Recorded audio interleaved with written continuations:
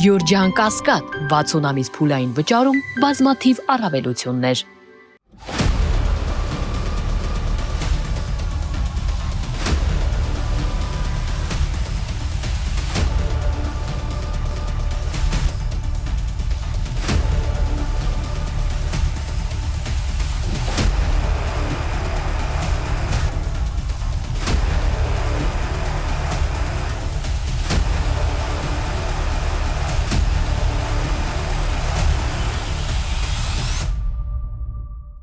Բարև ձեզ, այսօր իմ հյուրը Հեցի նախկին ղեկավար Դավիթ Ղազինյանն է, նաև Ուժեղ Հայաստան ցուցակի 4-րդ համարը։ Ողջույն, բարև Ղազինյան։ Բարև ձեզ։ Շնորհակալ եմ, որ այս խառը իրավիճակում ժամանակ գտաք եւ եկաք ինձ մոտ ոդքասթի։ Ի վերջո ինչ էր այսօր կատարվում։ Իմ կարծիքով այսօր իշխանության հերթական վախի ցուցադրումն էր, որովհետեւ գիտեք անդադ թիրախավորել կանանց, անդադ ինչ-որ այսպես ժողովրդին մոլորեցնել, ընտրակաշարք, հավատացած եղեք անգամ իրենց այդ ձայնագրության մեջ, որը ես խիստ կասկածում եմ, որ դա նկատի ունեք Գոհարի ձայնագրությունը։ Նաև այսօրվա իրենք հրապարակել են ընտրակաշարքի որևէ այսպես դրսևորում չկա։ Մոլորեցնում են մարդկանց ընտրակաշարքի հետ կապված, ընտրակաշարքը դա նյութապես շահագրգռել ինչ-որ մեկին ձայն ստանալու ակնկալիքով ընտրություններին։ Իսկ այս դեպքում մենք գործ ունենք։ Այս դեպքում մենք գործ ունենք, եթե դա իրականություն է, որ խիստ կասկածում եմ, թող նախաքննությունը հրապարակի նաև այլ։ Այստեղ ըստ երևույթին կարող են լինել ծառայությունների մատուցման, ասենք ինչ-որ մեկը կամավորագրվել է կամ գրանցված է որպես աշխատակից եւ այսպես ասած ծառայությունների մատուցում կամ կառավարական սկզբունքով մեր ծրագրերն է տարածում, գաղափարախոսությունները եւ այլն։ Պարոն Ղազարյան, եկեք ես էլ հասկանամ եւ փորձենք նաեւ մարդկանց բացատրել, հա, եթե գնում է ընտրական գործընթացը, նախընտրական գործընթացը, նախընտրական արշավ է։ Բնականաբար դուք տարբեր մարզերում, տարբեր քաղաքներում ինչ որ շտաբեր եք բացում։ Ճիշտ եմ հասկանում։ Եվ այնտեղ պետք է մարդիկ աշխատեն, եւ նաեւ աշխատավարձ ստանան։ Այո։ Եվ նաեւ այդ մարդիկ պետք է նոր մարդկանց վարձեն, նույնպես աշխատավարձ տան կամ ինչ որ ծառայություններ պատվիրել։ Այս իրավիճակում ինչպես հասկանալ, որտեղ է ընտրակաշարքը, որտեղ է պարզապես օրինական վարձատրությունը։ Ընտրակաշարքը ուղիղ ինչ-որ մեկին նյութապես շահագրգռել եւ ակնկալել կամ պահանջել իր քվեարկությունը, իր ձայնը։ Իրենք նման փաստեր չունեն։ Ոչ։ Իրենց մոտ փաստեր են, ինչ-որ մեկը շալվար գնեց, մեկը, չգիտեմ, փողը բերեց, մեկը, չգիտեմ, ինչ արեց։ Եվ ամենակարևորը այստեղ իրապա մարմինները շատ լավ իմանալով իրենց գործառույթները, ես համոզված եմ, որ գիտեն, բայց միանշանակ ստանձնել արդեն դատարանի դեր, այն էլ որոշում կայացրած, դա մեղմ ասած կեղծ է։ Մի քիչ վախենալու է, ես այսօր երբ գալիս է ձեզ այդ ոդքասթի, մտածում եմ հիմա իրավապահներն անցնելու են այս գործին, փորձելու են ինչ-որ մարդկանց գտնել ընտրակաշարքի մեջ, մեղադրել կամ բարեգործությունը արգել, բարեգործության արգելքի մեջ մեղադրելու համար փաստեր են փորձելու գտնել եւ հանցագործները մնալու են առանց իրավապահների, այսինքն ես չեմ զարմանա, որ այս 1.5 ամսում Հայաստանում կտրուկ աճի հանցագործություն։ Կարծում եմ այդպես էլ կա, որովհետև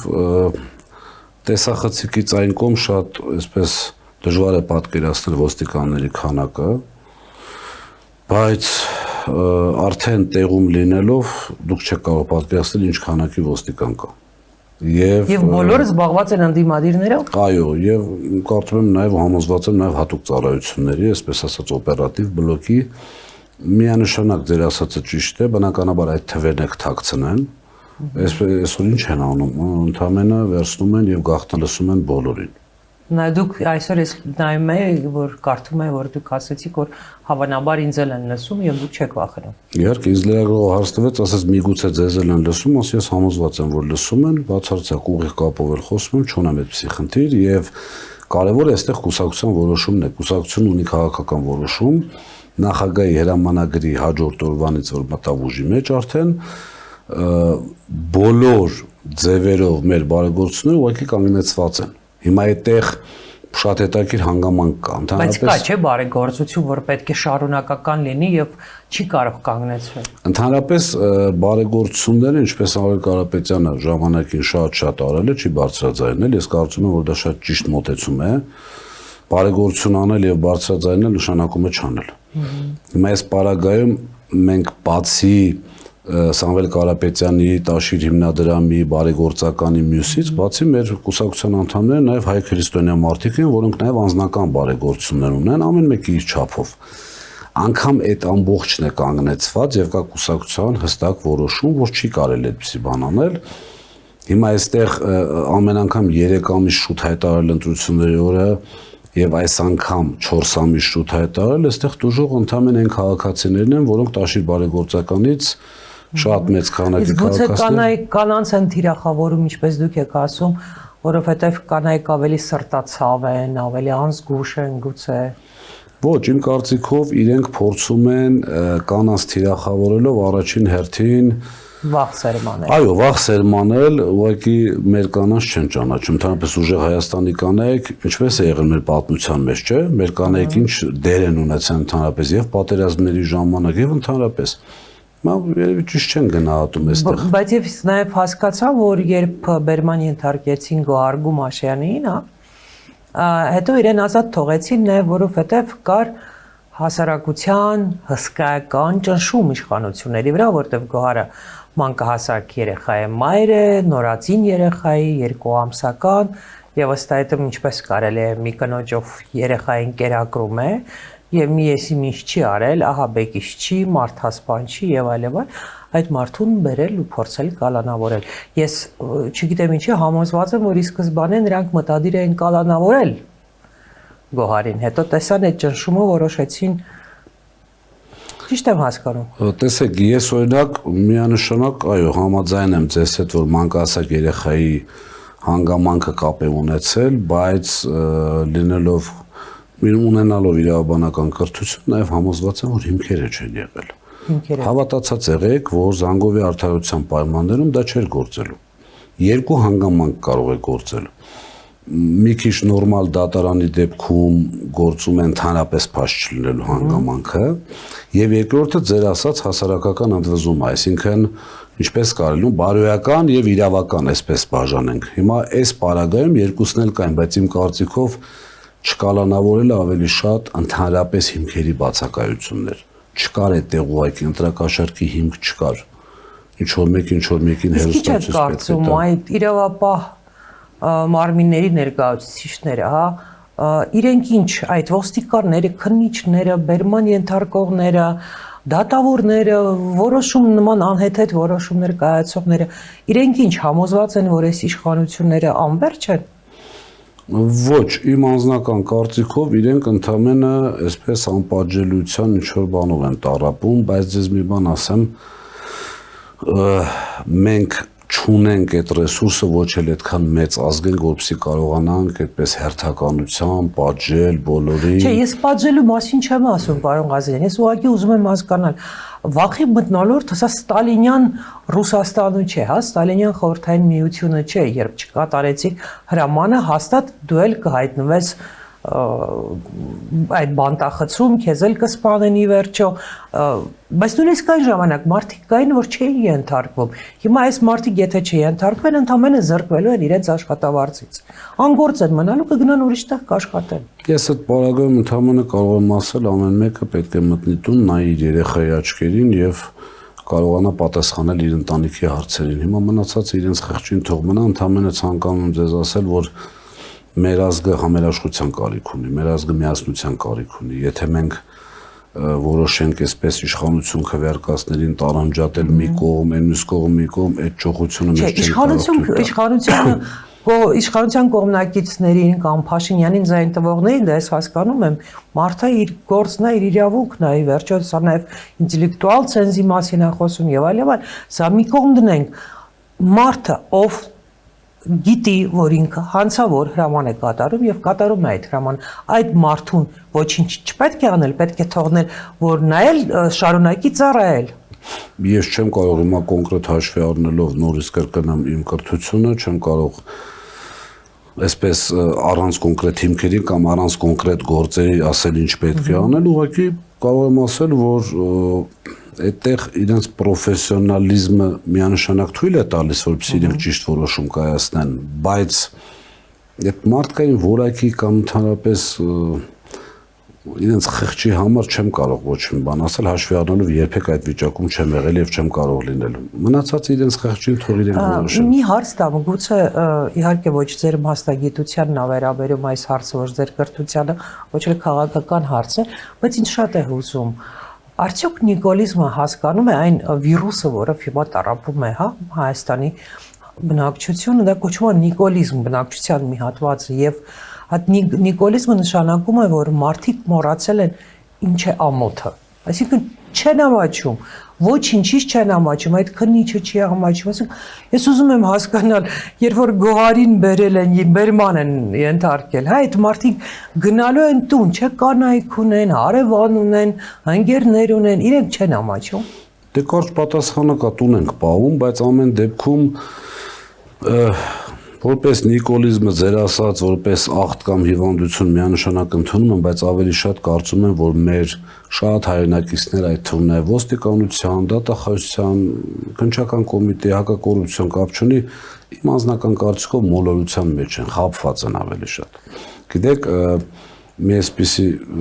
շատ լավ հոգևորական մոլորված լինելու համար, պարոն Ղազինյան, եթե պատերազմից 6 տարի անց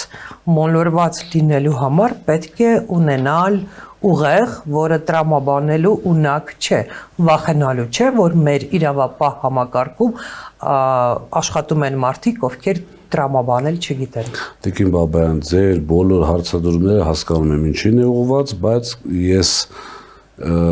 չեմ տրվի այդ գայթակղությանը եւ նորից կշարունակեմ պատասխանել, որ միասնության համերաշխության խնդիր կա այստեղ մարդկանց բացատրելու, մարդկանց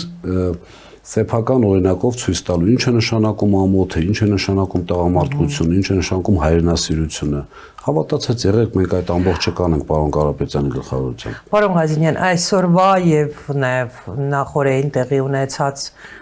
բերման այդ ենթարկելու այդ գործընթացները այսօրվա 15 հոգի են, չէ՞, բերման ենթարկել, ինչպես հասկանում եմ, չի նշանակում, որ իշխանություններն անցել են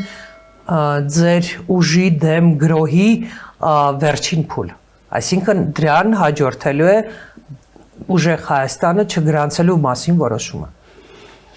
Որովհետև ես ինչպես հասկանում եմ, մինչև ամսի 23-ը պետք է կամ գրանցվեն, կամ չգրանցվեն կուսակցությունները։ Դե մինչև 23-ը գրանցելը ոչ մի բան չի փոխում, ունեն հնարավորություն մինչև վերջ։ Հա, այսինքն կարող են գրանցել, հետո չեղարկել գրանցումը։ Այո, բայց բազմաթիվ անգամ ասել եմ, ձեզ մոտ էլ կրկնեմ,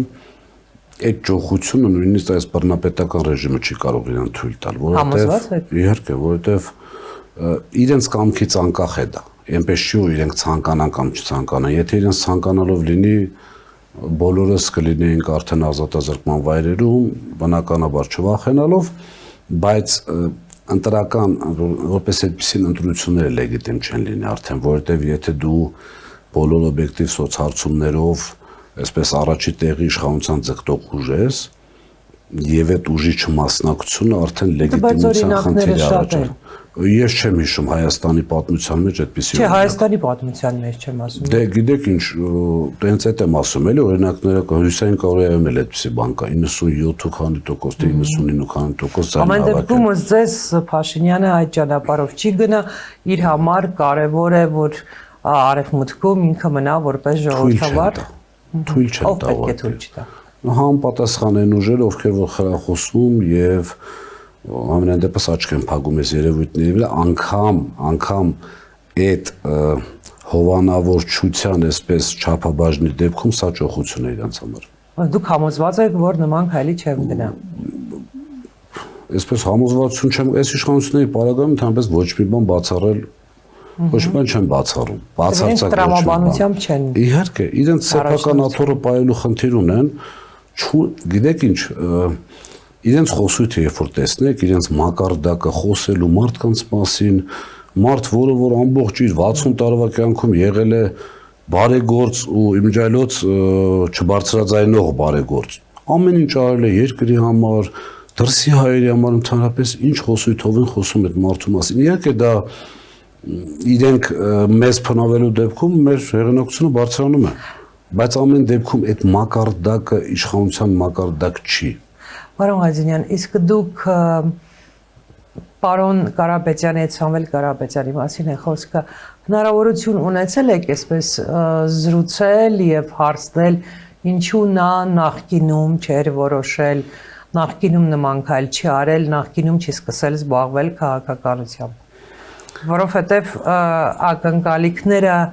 մեծահարուստ հայերից, հատկապես բարեգործ հայերից, որպես Մոսկվայի բնակ մարդ, որ երկար տարիներ Մոսկվայում էր ապրում, ես միշտ զարմանում եմ, ասում եմ, լավ, ինչի այս մարդիկ իսկապես չեն հասկանում, որ է գնում Հայաստանը, չեն հասկանում, որ սա մի օր պայթելու է ես դեռ Սերժ Սարգսյանի օրոք եմ ասում, իսկ ինչու հիմա փաստորեն նրան ձերբակալեցին, նա նոր որոշեց, որ պետք է քաղաքականությամբ զբաղվել։ Ոչ, ես ունենալով շատ հարաբերություններ թույլ տվեք անձնական զրույցներ չբարձրաձայնել, բայց եթե հիշում եք, փաստերին եկեք անդրադառնանք, եթե հիշում եք 21 թվականին կոչ արեց հրաժարական տալ։ Իմ կարծիքով իր հրաժարական տալու մեծ մասը դա Սամվել Կարապետյանի կոչին էր ուղղված։ Հիմա ժողովուրդը գնաց նորից ընտրեց։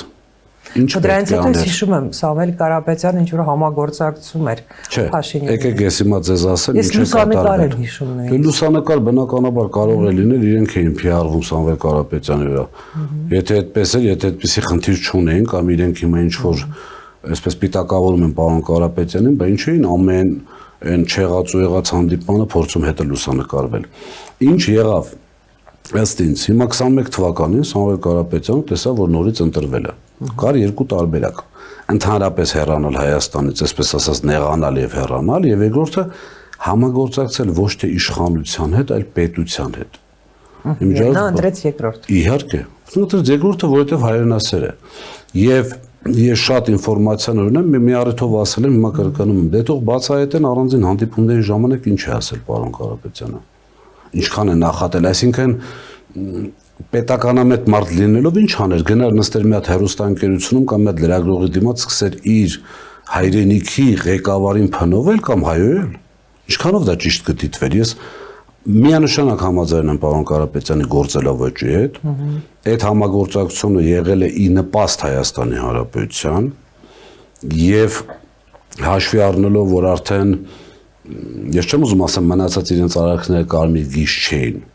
բայց ամեն դեպքում, երբ որ արդեն հերթ եկավ ասավ եկեղեցուն, որի հետ սերտորեն կապված է պարոն Կարապետյանը, դա արդեն այն վերջին կարմիր գիծն էր, որ արդեն հնարավոր չէր ներել։ Գիտեք, տարածքների կորուստա մյուսը պատմության ընթացքում եղել են, վերցրել ենք, դավաճանների միջոցով նաև տվել ենք նկատի ունեմ մեր ժողովրդի հետ կապված, բայց հավատքի հետ կապված միշտ այսպես հավատքն է մեզ փրկել մեր պատմության ընթացքում շատ դեպքերում։ Սփյուռքի ներկայացուցի համար հավատքը եկեղեցին բոլորովին այլ նշանակություն ունի։ Եվ իր կապը։ Մենք այսօր Վատիկանից տարածքով մեջ, եթե չեմ սխալվում, մայրաթոռ ունենք, մենք այսօր այդ եկեղեցու հետ կապված լուր իմիջիայլոց առանց շատ այդպես բարձրաձայնելու ինչ արել է եկեղեցին է արել, այսպես իր անունը տալու հետ կապված եւ համագործակցել է պետության հետ, հետո տեսնում ինչ է կատարում, արդեն հասան եկեղեցուն։ Այստեղ արդեն Սամվել Կարապետյանը չէր կարող կանգնել։ Եվ այդ իր հայտարարությունը նույն փոքրիկ խմբակի հետ կապված ես համաձայն եմ 100%-ով, որ իրականում փոքրիկ խմբակ է, բացարձակ այդտեղ հանցակազմ գոյություն չունի։ Գիտեք, երբ որ մարդը լիներ հանցագործ կամ մեկ անգամ գոնե բերման ենթարկված լիներ ոստիկանական բաժին եւ ասեր մեր ձևով կմասնակցենք, կարող է դիտարկել։ Չէ, դա բոլորի համար ակնհայտ է, որ այո, եւ դա նշանակում է, որ մեր ձևով մասնակցությունը դա համերաշխությունն է, մեր ձևով մասնակցությունը դա պետության օգնությունն է եւ այլն։ Այսպես հաստատ, հա, պարոն Ղազենյան, ձերբակալելուց հետո է որոշում կայացրել Սամվել Կարապետյանը մտնել քաղաքականություն։ Սամվել Կարապետյանը հայտարարել է, եթե քաղաքական ուժերին չհաջողվի, մենք մեր ձևով մասնակցություն կունենանք այդ ամեն ինչին։ Այստեղ կարելի է շատ երկակի նայել։ Ես անձամբ իր կարծիքը այստեղ չեմ կարող ասել դրա հետ կապված կլինի առիթ ինքը կասի, բայց ես կարծում եմ դա այն կարմիր գիծն էր, որը Եթե կարիքը լիներ քաղաքականությամբ զբաղվելով այդ փրկել ես ամեն ինչը, իհարկե զբաղվելու է։ Իսկ ինչ են ասում իր այլազգի բարեկամները, հա, գործարարները, գործընկերները, բարեկամները, հավանաբար ինչ որ շփում կա, հա, ինչ իրենց համար տարօրինակ էր, որ միլիարդատերը, բարերարը, մեծ բիզնեսմենը եկել է Հայաստանում, հերիք չի ԱԱԾ նկուղում նստած է, նաև չի համաձայնում գնալ որևէ գործարքի իշխանության հետ։ Ես համոզված եմ, որ նման գործարքների առաջարկ եղել է։ Կարծում եմ, ես էլ եմ կարծում, որ եղել է, իր անունից չասեմ, բայց այն հանգամանքը, որ այդ մարդը, պարոն Կարապետյանը, աչքի առաջ ունենալով այս ամբողջը, ոչ մի վայրկյան չի կասկածել, իմիջիայլոց ես համոզված եմ, որ այս պահին էլ այդ կամքի ուժը կա եւ միջև վերջ գնալու մի առիթով ասել եմ 1 սանտիմետր հետ քայլի դեպքում հեծը վերադարձնելու են ներողություններով, խոնարհումներով եւ այլն չի գնում այդ գործարքների եւ չի գնալու համոզված եմ ընդամենը այսպես մաստեր կլաս ցույց տալով հայրենասեր հայ տղամարդու խնդրում եմ սա չհնչի որպես իմ ղեկավարն է եւ այլն դրա համար եմ ասում, բայց դա փաստերն եմ արձանագրում։ Ցույց տվեց, որ հայրենասիրության, եկեղեցու հետ կապված մարդ ընդհանրապես ոչ պետք է ֆինանսին, ոչ առողջությանն է։ Ինչպիսի ղեկավար է պարոն Կարապետյանը։ Լսող, այո, նաեւ ես ինքս էլ եմ այսպես ասած վարչարար եւ շատ խիստ ղեկավար եմ եղել միշտ, ինձ շատ դա հոգեհարազատ է, բայց խստությունը չի նշանակում դեսպոտիզմ։ Խստությունը չի նշանակում ստրկատիրական համակարգ։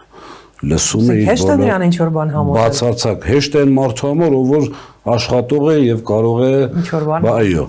Իսկ շատ բնականաբար դժվար է այն մարդու համար, որը շատ խոսում է, քիչ աշխատում է։ Ամեն դեպքում, եթե իշխանությունները այդուամենայնիվ գնան տրամաբանական քայլի եւ չգրանցեն կամ գրանցեն հետո չեղարկեն, ինչ է անելու մեր ուժեղ Հայաստան կուսակցությունը, ուժեղ Հայաստան շարժումը։ Ցանկանում եմ, որպեսզի մեր հայրենակիցները վստահ լինեն, որ բոլոր հակազդման միջոցները կան, ուղղակի չենք հայտարարում կամ չենք բացահայտում այս բանը, որովհետև բացահայտելու դեպքում դա չի լինի հակազդման միջոց, արդեն նաև իշխանությունները կպատրաստվեն նաև դրան։ Որ ունենք պլան B։ Դե պլան B-ն էլ C-ն էլ կարող եմ ասել, որովհետև իրենց այսպես մտածածնել էլ մի բան չեն էլ, մի հատ չեն։ Okay, իսկ այս իրավիճակում արդյոք ավելի չի մոտեցել այն պահը, երբ պետք է անդիմադիր մյուս ուժերի հետ, գոնե մեծ ուժերի հետ, ինչ որ գաք ընդհանուր մի հայտարարության, ինչ պետք է անեք բոլորով, անդիմադիր բոլոր ուժերով, եթե իշխանությունները չգրանցեն կամ անգրանցումի կամ հանեն ընտրապայքարից ամենամեծ անդիմադիր ուժին։ Մենք եթե Դες պետք կլինի, չէ՞ իրենց աջակցությունը այս դեպքում։ Այո, մենք առաջին հերթին մենք միջև ընտրությունները, այսպես ասած, չենք քննարկում որևէ ոչ դաշինքի, ոչ կոալիցիայի որևէ հարց չենք քննարկում շատ բարձ պատճառով ունենք բոլոր հնարավորությունները 50 գումարած մեկի։ Հիմա այդ պարագայում քննարկել ինչ-որ բան կարծում եմ ժամանակավրեպ է կամ անիմաստ է։ Այս առումով որևիցե քննարկում, որևիցե մեկի չկա։ Եվ այդ իշխանական ռոպագանդայի այդ հայտարարությունները, որ ձայները տալու ենք ինչ-որ մեկին, բացահայտ եւ բացարձակ սուտ է։ Ես դա ցանկանում եմ 100%-ով երաշխավորել։ Որ սուտ է, ասենք, ես չեմ հասկանում, մարդիկ Հայաստանում չեն հասկանում, որ ինչու պետք է տակ ինչ-որ մեկի։ Դե այդ տրամաբանությունը բացատրել ենք բավականին շատ, բայց ամեն դեպքում շատ կարճ ասում ենք, որ իրենք ստախոս են։ Ուղղակի ստախոս, որովհետև երբ որ անունը դնում են քաղաքական գործընկեր, ինչ ուզում խոսում են։ Պես չի լինում։ Հայ տղամարդը չպիտի հետո այդուամենայնիվ դուք հավաքեցիք օրինակ 35% ու դա բավարար չի։ Բաբայան չենք քննարկում այս բանը։ Չենք քննարկում, որովհետև շատ բարձ բան կա, երբ որ դու ժողովուրդը քեզ տեսնում է, որ իշխանությունից 5 պակաս արդեն վերցրած ու միայնակ։ Ինչի մենք այս բանը սկսենք քննարկել ում հետ ինչ է վերջին Որտեղից է գալիս ձեր այս վստահությունը։ Վստահությունը գալիս է առաջին հերթին շատ օբյեկտիվ սոցհարցումներից եւ երկրորդ հերթին մեր հանդիպումներից։ դե վերջերս հիմա երբ որ կլինի նորը արդեն կհրապարակենք։ Եվ ամենակարևորը այս հարցակումները մեր նկատմամբ եւս ցուցիչ են։ Ես անկեղծ ասած մեկ-մեկ առաջարկում եմ, ասում եմ, եկեք ընդհանրապես սոցհարցում չանենք։ Իշխանությունների պահվածքով սկսենք չափել մենք Բայց ինչքան այդ ունենք։ դեպքում մենք կարող ենք ասել, որ իշխանությունները ձեր նկատմամբ, Սամվել Կարապետյանի ձերբակալությունը, կալանավայրում պահելը, ԱԱՑ-ում դա մի կողմ դնենք, հեծը խլելը մի կողմ դնենք, ժողովրդի լեզվով ասած խլելը, բայց բերման ենթարկելու, քրեական գործեր բացելու առումով ձեր նկատմամբ իրենք բավականին զգուշ էին, մինչև այս վերջերս։ Այսինքն մի ամիս առաջ, 2 ամիս առաջ իրենք ձեր մեջ չէին տեսնում այդ պոտենցիալը։ Իրենք իմ կարծիքով տեսնելով ուղղակի չէին անդրադառնում, փորձում էին իրենց այսպես տակից վախեցնելով, շատ մարդիկ ունենք, որոնք հրավիրվում են տարածքային ոստիկանության բաժանմունքներ, ԱԱՑ բաժանմունքներ եւ այսպես բանավոր զրույցով վախեցնել եւ այլն։ Բայց հասկանալով, որ իրենց չանդրադառնալով այդ գործիքակազմը չի աշխատում արդեն եւ մեծ թափ է հավաքում, ստիպված ամբողջ թիմով, եթե նկատել եք, առավոտ զարթնում մեզնով, Քոչարյանի մասին են մոռացել եւ ես չեմ ուզում որ թիրախավորեն ինչ-որ մեկին, բայց ամեն դեպքում առաջնորդին մոռացել են երկիրը կառավարել։ Իրենք բերում են ընտրական օրենսգիրքի փոփոխություն, կներեք, ասում են դա տեխնիկական վրիպակ է, որ չի անցել։ Իսկ կա տեխնիկական վրիպակով եք ղեկավարում։ Բայց դա ինչ-որ բան փոխում է, իհարկե որ ուժեղ Հայաստանը Սամվել Կարապետյանը։ Իհարկե ոչ, չէ։ Ինչ որ որոշակի փոքրիկ տոկոս կապված մեր մեծահասակ հայրենակիցների հետ ցանկալի էր տեսնել այդտեղ Սամվել Կարապետյանի անունը, բայց ոչինչ, մենք այդ մարդկանց հետ էլ միջև մեր ամենահեռավոր գյուղերը բոլորին կիրազեկենք շատ ճիշտ, որ ուժեղ Հայաստանը դա Սամվել Կարապետյանն է։ Հետո կներեք այդ ուժեղ Հայաստան բառն էլ, եթե անգամ ոչ մեկի չասես, իմանան Սամվել Կարապետյանը ցուցակի մեջ կա իր կուսակցությունով, այսպես առանց որևէ մեկին փնովելու գալու են հասնեն ուժեղ Հայաստան եւ հասկանան, որ ուժեղ Հայաստանը Սամվել Կարապետյանն է։ Եվ դուք ձեր հաղթանակի մեջ վստահ եք։ Ես վստահ եմ, որ մեր ժողովուրդը այդ քվեն տալու է։ Ես վստահ եմ, որ մեր ժողովուրդը զարթնել է։ Ես վստահ եմ, որ մեր ժողովուրդը արդեն հասկանում է ինչ է կատարվում։ Բայց վստահ չեք, որ արդար կլինեն արդյունքները ընտրությունների, հա։ Իրենք ունեն երկու ճանապարհ։ Իրենք ունեն օրինակ Հունգարիայի ճանապարհը, որը իրենց ասած եվրոպական արժեքների մեջ մտնում է։ Եվ ունեն երկրորդ ճանապարհը, այսինքն երկու դեպքում էլ, այսպես ասեմ, ավարտը նույնն է։ Դուք տեր եք կանգնելու։ Բնականաբար։ Հիմա դուք տեսնում եք, չէ՞, այսքան բռնաճնշումներ էս ամեն ինչի մեջ հետ դարձ, հետ քայլանող չկա։ Հակառակը, այսպես ժպիտներ բոլորը ծիծաղով են վերաբերվում, անգամ երբ որ մենք ներքին թիում քննարկվում ենք յուրաքանչյուրիս սպասվող ինչ-որ բան, հավատացած եղեք, միմիկաներ չկան անգամ վախի դեմքի, բոլորն էլ պատրաստ են, բոլորը գիտեն ինչի համար է։ Երբ որ մարդ հասկանում է ինչի համար է դա անում, բնականաբար լավ նպատակներով, այդտեղ վախենալու բան բացարձակ չկա, հավատացած եղեք։ Եվ կներեք ասեմ, այսօր ասել եմ, գիտեք ինչ, երբ որ ղեկավարը առաջին հերթին իր վրա է վերցնում առաջին հարվածը, դա կարևոր է։ Իհարկե շատ կարևոր է։ Մենք ունենք պատերազմներից սկսած ընդհանրապես հիմա այս երկրի գործող ղեկավարը ինչ է արել, կհիշեք, չէ՞։ Ժողովուրդը փողոցում կանգնած ինքն առաջինը փախել։ Ուզում ասեմ, այստեղ տարբերությունը ակնհայտ է։ Հետաքրքիր է։ Անգամ համեմատելն է ամոթ։ Պարոն Ղազարյան, ամեն դեպքում 1-2 հարց ես հեծից ձեզ տամ, ես ուզում եմ հեծից ձեզ հետ խոսել, բայց իրադարձություններն այնպես են զարգանում, որ ավելի կարևոր հարցեր կան այս պայծրությամբ։ Ամեն դեպքում դուք հեծը ղեկավարել եք 15 թվականից սկսած, հա։ Չէ, 15 թվականից եղել եմ Երևան քաղաքի տնօրենը, 19 թվականից գլխավոր տնօրենի տեղակալ իրացման տնօրեն եւ վերջի 1 ամիսը գլխավոր տնօրենի ժամանակավոր պաշտոնյա։ Այդուամենայնիվ չեմ ուզում խոսել իշխանություններ, Փաշինյան հետ այդ հարաբերությունների մասին, սրա մասին շատ է խոսվել, դա եւ բոլորն էլ հասկանում են ինչ է կատարում։ Ինձ որպես շարքային մարդ մի բան է հետաքրքրում, էլի, արդյոք հնարավոր է ունենալ ռազմավարական նշանակության նման կառույց որպես սեփականություն ինչ որ մի երկրում եւ որ այդ կառույցը հեծը, հա, նկատի ունեմ հենց էլեկտրոցանցերը բերեն եւ դիվիդենդներ սեփականատիրոջը, այսինքն դա ձեռնտու բիզնես լինի, եւ նաեւ բնակչությունը գոհ լինի, եւ պետությունն էլ կարողանա դա վերահսկել այնքան, որ չանցնի միջամտելու սահմանը։ Դա նման մոդել, դա հնարավոր է։ Բնականաբար հնարավոր է, որոշ մասով ձեր ասածը իրականացավ, որովհետև 15 թվականին, երբ որ Կարապետյանին իշխանությունները խնդրում էին ձեռք բերել հեծը, հաշվի առնելով, որ 3 ամսվա կյանք ուներ մոտավորապես հեծը։ Այդ ժամանակ սնանկության խնդիր էր շատ լուրջ կանգնած։ Կարապետյանը վերցրեց անգամ այն տեսլականով, որ իր գրպանից փող պետք է դնի, բայց սակագինը չպետք է բարձրանա, ինքը հայտարարեց, որ չի բարձրանալու։ Հիմա հաջողակ ճիշտ գործարար եւ մենեջեր լինելու արդյունքում ինքը այդ սնանկության գնացող ընկերությունը բերեց,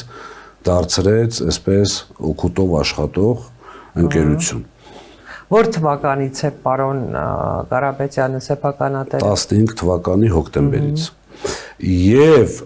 պետությունը ունի շատ լուրջ լծակներ իդեմս հանրային ծառայությունների կարգավորող հանձնաժողովի, որը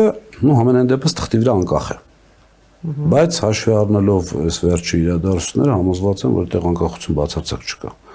Չի կարելի անգամ այդ կիսագրագետ օրենքի փոփոխության դեպքում բերել եւ իշխող փոքրիկ խմբակի ամենակարկառուն դեմքերից մեկին նշանակել այդտեղ եւ հետո էլ վերահսկողություն սահմանել չի կարող։ Հանձնաժողովի նախագահ ոչ էլ հանձնաժողովը չունեն այդ ուժը, այդ կամքը։ Հիմա եկավ մի պահի, որտեղ այո, խնդիրները կային, մենք երբեք չենք ասել, որ գիտեք ինչ, վերջացրել ենք, այլևս խնդիր չկա։ Ես հայտարարել եմ, որ որպիսի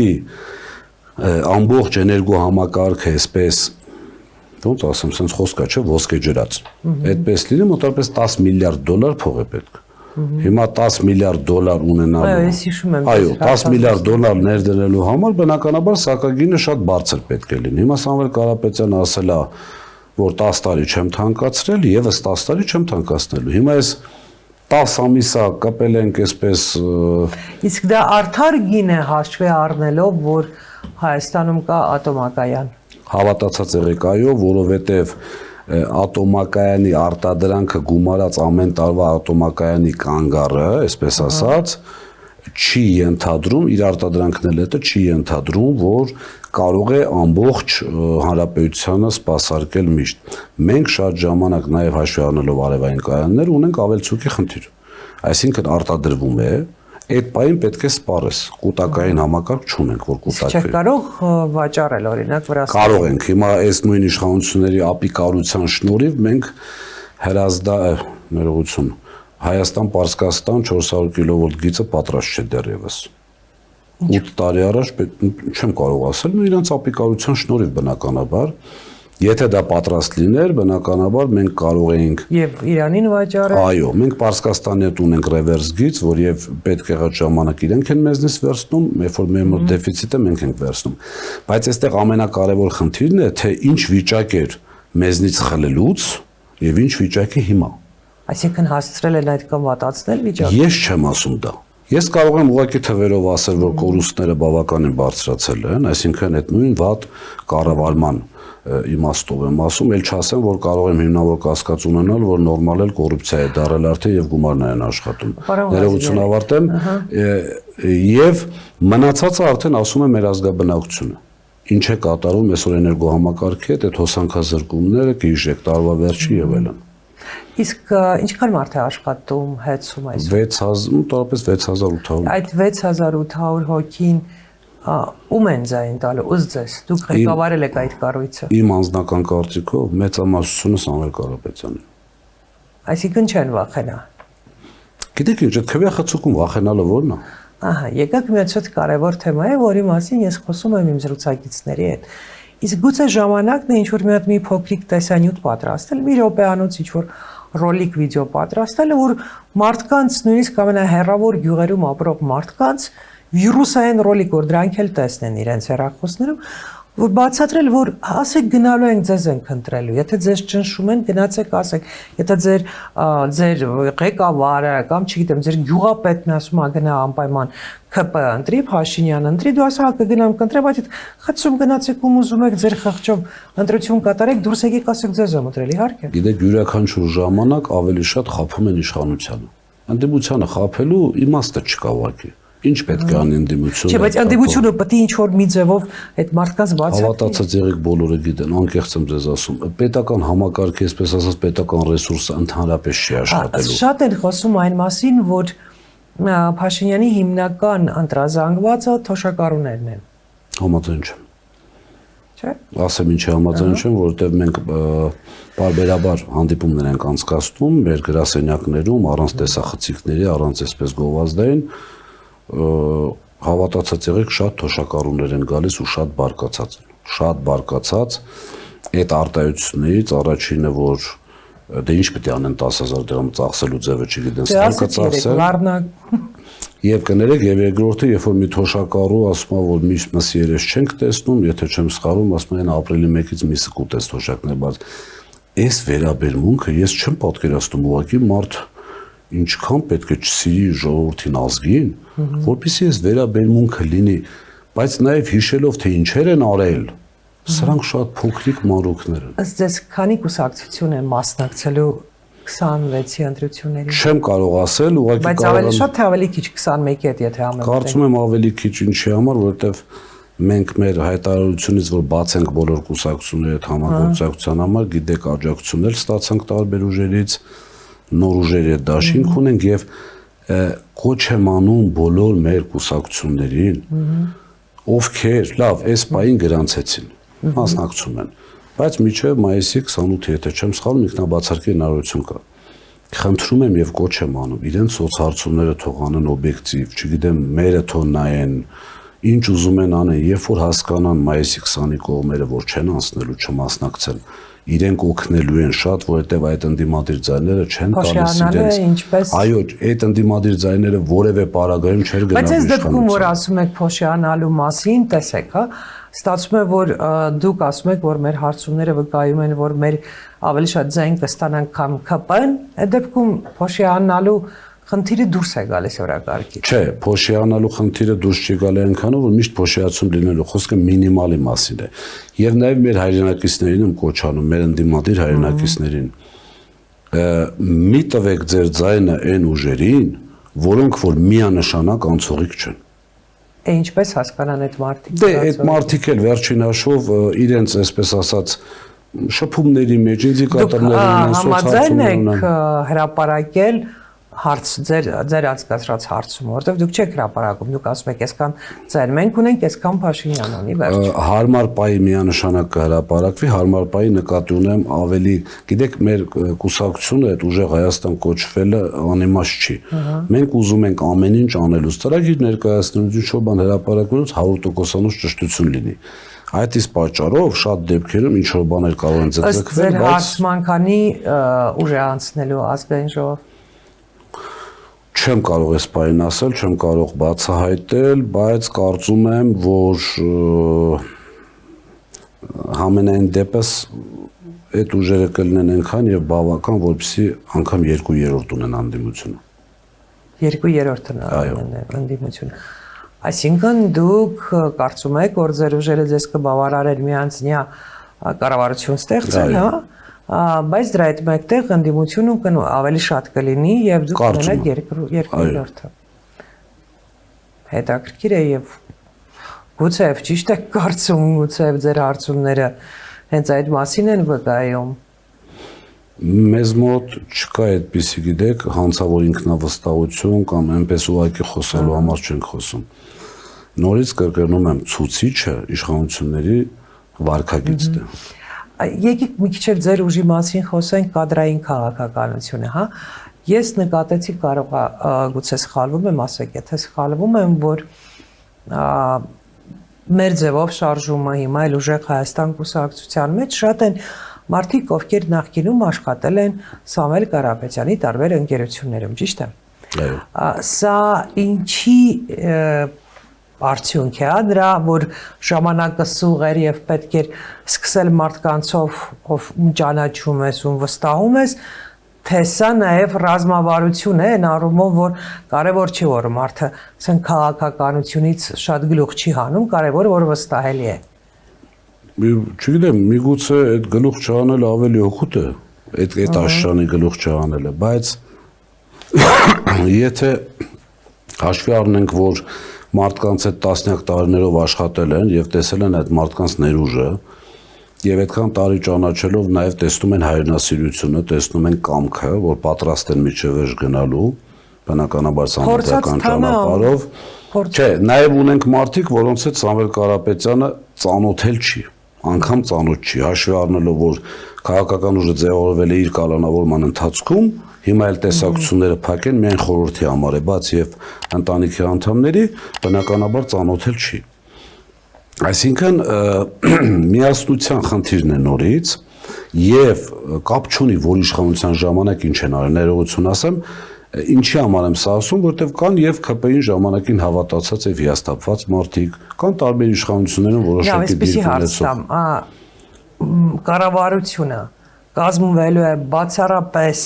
այն մարդկանցով, ովքեր ընդգրկված են ձեր ցուցակում, թե դուք այդուամենայնիվ նաեւ կհրավիրեք մարդկանց, ովքեր փորձ ունեն, ովքեր իրենց լավ են, բայց ձեր ցուցակում չկան։ Բայց լուրջ մասնագետներ են, օրինակ, այն բնագավառներում, որոնք չափազանց կարևոր են, անվտանգություն, դիվանագիտություն։ Հաշվի առնելով, որ մեր կուսակցությունում պաշտոնի բաժանումներ որպես այդպեսին չկան, ինձ հետ օրինակ լինելով խորհրդի անդամ, որևէ մեկը, որևէ ձեով ես էլ նույնը չեմ քննարկել ինչ է հետո լինելու։ Կորոշվի դա հետո։ Իմ կարծիքով Սամվել Կարապետյանի մտքում կա այդ ամեն ինչ եւ քննարկելու է բնականաբար, որովհետեւ բոլոր որոշումները միայնձնյա չի կայացնում։ Ինքը քննարկում է, ամեն ինչը կշռատում։ Ում հետ է քննարկում։ Ընդհանրապես, ես պարագայում խորհրդի, կուսակցության քաղաքական թիմի հետ եւ կլինի ամենաճիշտ որոշումը։ Այս պայն ոչ մեկ չի կարող։ Երբ կլինի պարոն Կարապետյանի մյուս ուղերձը։ Տեսաուղերձը։ Չեմ կարող ասել, կարծում եմ կախված կլինի վաղվա իրադարձությունից, վաղը հակակոռուպցիոն դատարանում առաջի միջնորդությունը, որ դատական արդեն դատարան գնալուց հետո գործը ներկայացրել ենք, դա կալանքի, այսինքն խափանման միջոցի փոփոխության հարցն է։ 3 նիստը կայացավ, հետաձգվեց մինչև վաղը 13:30, կարծում եմ վաղը կլինի որոշում եւ կլինի ճիշտ որոշում, այսինքն Սամվել Կարապետյանին արդեն անգամ վարչական հսկողության կարիք չպետք է լինի, ընդհանրապես ազատ լինելու պարագայում այդտեղ արդեն ուղերձի խնդիր չի լինի, որտեղ կլինի նաև անձնական շփումներ եւ անմիջապես կներգրավի գործընթացում։ Եվ համոզված եմ, որ իրենք իշխանություններն էլ գիտեն, որ այդտեղ էլ շատ լուրջ տոկոսային աճ կունենա ռեյտինգի առումով, որովհետեւ իր այդ անձնական շփումը ամբողջովին այլ բան է, ձեզ ասում եմ որպես իր հետ շփված մարդ եւ այժմ էլ շփվող։ Լրիվ այլ կլինի, քան տեսախցիկով կամ ուղերձով։ Ինչ է կանելու հունիսի 8-ին։ Հաշվի առնելով պարոն Կարապետյանի հետ աշխատանքից փորձը, ասենց մի քիչ ավելի ոնց ասեմ, ավելի ազատ խոսեմ գոնե այս մասով, մեր թիմում շատ շատերը այսօր 24 ժամի աշխատանք են տանում, բայց ավելի շատ ոչ թե մտավախություն, այլ ավելի շատ մտածում ենք հետո ինչա լինելու այն առումով, հաշվի առնելով Սամվել Կարապետյանի խստապահանջությունը, ինչքան հարազատ ու մտերիմ ուզում է լինես իր հետ, եւ կարծում եմ, որ մենք հունիսի 8-ից ավելի այսպես ծանր գրաֆիկով եւ ռեժիմով սկսելու ենք աշխատել ուժեղ Հայաստան կառուցելու գործում։ Շնորհակալություն հետաքրքիր ոդքասթի համար։ Ես եմ շնորհակալ հրավերի համար։